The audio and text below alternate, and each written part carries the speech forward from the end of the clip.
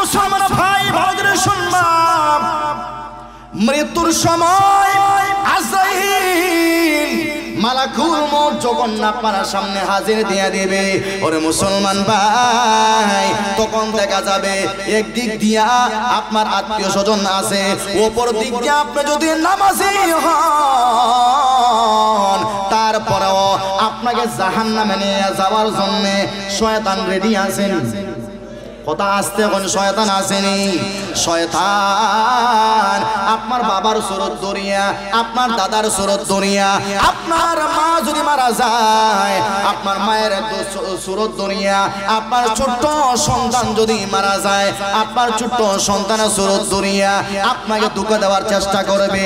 আসি আপনার কানে কানে বলবে, ওরে বাবা না না, এগুলা নামাজ কিছুই না, জান্নাত কিছুই না, জাহান্নাম কিছুই না, আল্লাহ বলতে কিছুই না। নাউযুবিল্লাহ, জোরে বলেন নাউযুবিল্লাহ। আর একটু আস্তে বলেন নাউযুবিল্লাহ। শয়তান মরণের সময় আপনাকে ধোঁকা দিয়ে দিবে।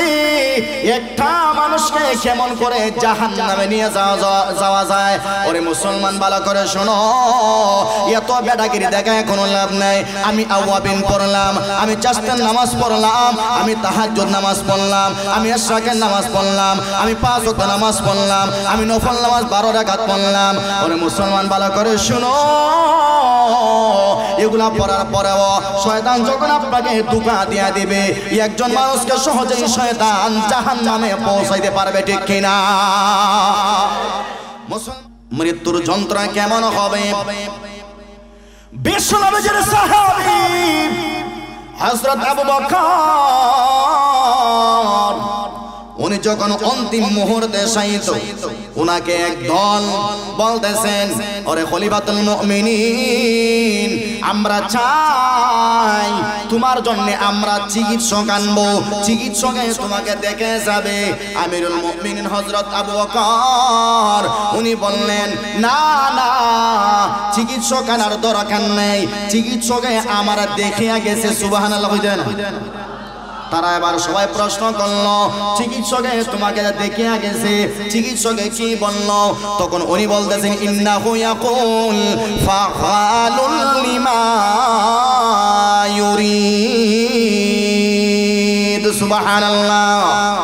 আবু বকর এবার ওনার সঙ্গী সাথীদেরকে বললেন, এই আমার সঙ্গীরা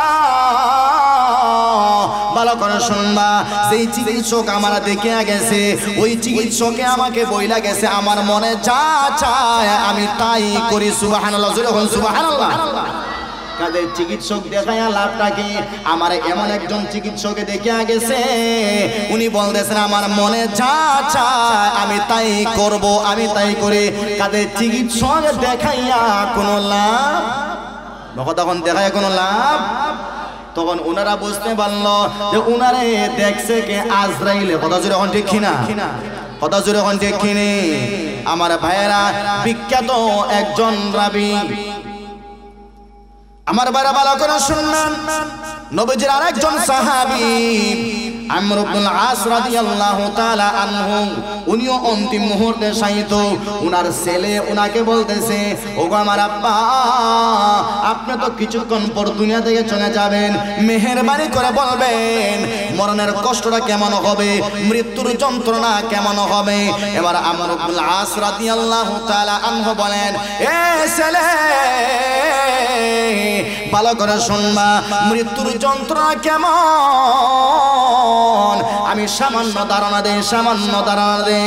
আমার মনে হয় গোটা পৃথিবীর যত বড় বড় পাহাড়, বড় বড় পর্বতমালা ছিল, সব কিছু আমি আমর ইবনুল আসের বুকের উপরে রাখা হয়ে গেছে।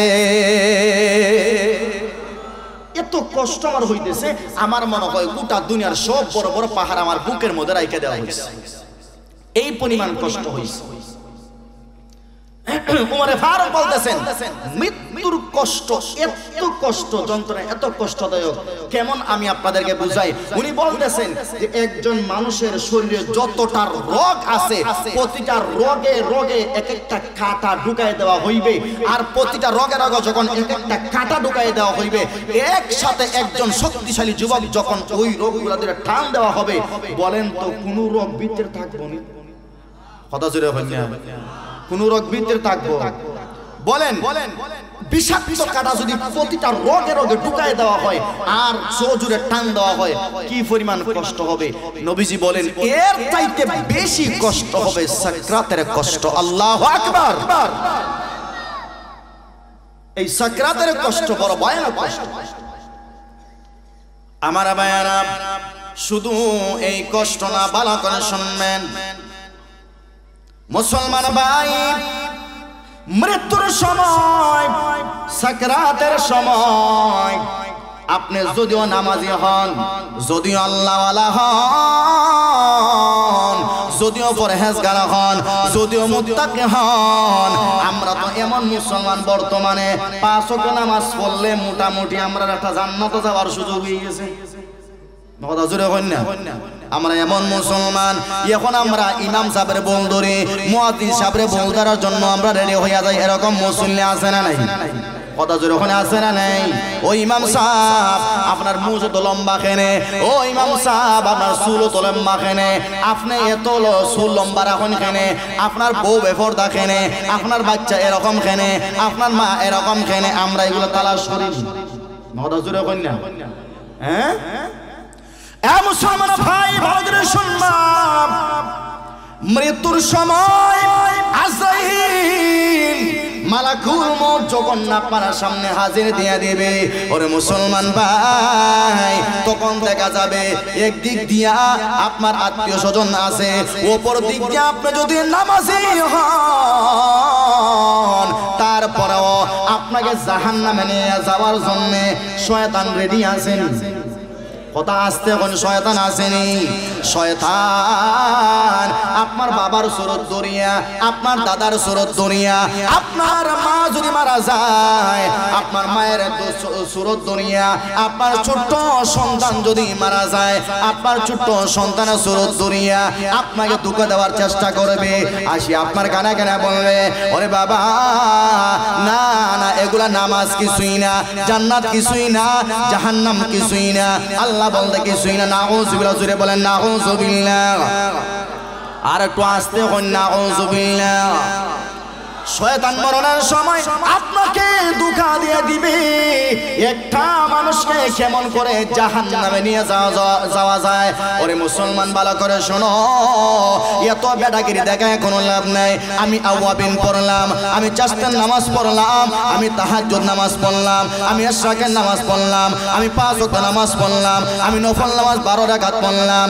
ওরে মুসলমান ভালো করে শোনো, এগুলা পড়ার পরেও শয়তান যখন আপনাকে ধোঁকা দিয়ে দিবে, একজন মানুষকে সহজেই শয়তান জাহান্নামে পৌঁছাইতে পারবে, ঠিক কিনা? মুসলমান ভাই এই ধোঁকা থেকে বাঁচার জন্য আমরা প্রস্তুতি নেওয়ার দরকার আছে না নাই? আর একটু আস্তে নেওয়ার দরকার আছে না নাই? শয়তান যখন ধোঁকা দেবে, ওরে মুসলমান এই ধোঁকা থেকে বাঁচার কোনো সিস্টেম নেই, আপনি বাঁচতে পারবেন না আল্লাহর দয়া ছাড়া। কথা জুড়ে বলেন ঠিক কিনা? এ মুসলমান ভাই, বাবা যদি আমাকে ডেকে ডেকে বলে সন্তান জান্নাত নাই জাহান্নাম নাই, আল্লাহ বলতে আমি তো তোর আগে মারা গেছি, অথচ সে শয়তান শেখে। শয়তান যদি আসিয়া বাবার সুরেতে বলে জান্নাত নাই জাহান্নাম নাই, এটা সম্পূর্ণ ধোঁকা। এজন্য আল্লাহর পয়গম্বর বলেন এ উম্মত আমার ভালো করে শুনবা, এই অন্তিম মুহূর্তে জাহান্নাম থেকে বাঁচার জন্য, শয়তানের আক্রমণ থেকে বাঁচার জন্য মহান আল্লাহ পবিত্র কোরআনে কারিমে একটা আয়াত নাজিল করছেন। সুবহানাল্লাহ, জোরে বলেন সুবহানাল্লাহ। এই আয়াতটা যদি ভালো করে নামাজের পরে, কয় ওয়াক্ত নামাজের পরে? সবাই কথা বলেন। আচ্ছা আমার আলোচনা বুঝুননি আপনারা? কোনো কষ্ট হইতেছে? আমিও সিলিডি মানুষ না গাওয়ালি ভাষার বলছি কি দেখো বাসা সারিতাম নাকি? এই সাকরাতের আযাব থেকে, মৃত্যুর যন্ত্রণা থেকে, ওই সময় শয়তানের ওয়াসওয়াসা থেকে বাঁচার জন্য আমরা রেডি হওয়ার দরকার আছে না নাই? আল্লাহ রাব্বুল আলামিন বলেন, এ বান্দা, এমন সময় শয়তানের আক্রমণ থেকে বাঁচার জন্য একটা মাত্র আয়াত পড়বা।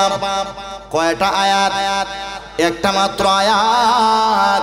5 ওয়াক্ত নামাজের পরে পড়বা। সবাই পড়েন, রব্বানা লা তুযিগ কুলুবানা বা'দা ইদ হাদাইতানা ওয়া হাব লানা মিন লাদুনকা রাহমা ইন্নাকা আনতাল ওয়াহ্হাব। জোরে বলেন আল্লাহু আকবার। এই আয়াতটা পড়তে পারবেন নি? ইমাম সাহেবরা দেখবেন 5 ওয়াক্ত নামাজের পরে সব সময় ওই আয়াত পড়ে আল্লাহর কাছে ইমাম সাহেব দোয়া করে আপনাদের জন্য, আমাদের জন্য। মুসলমান ভাই, এজন্য বলতেছিলাম মৃত্যুর যন্ত্রণা কেমন হবে ভালো করে শুনবেন। একজন মানুষ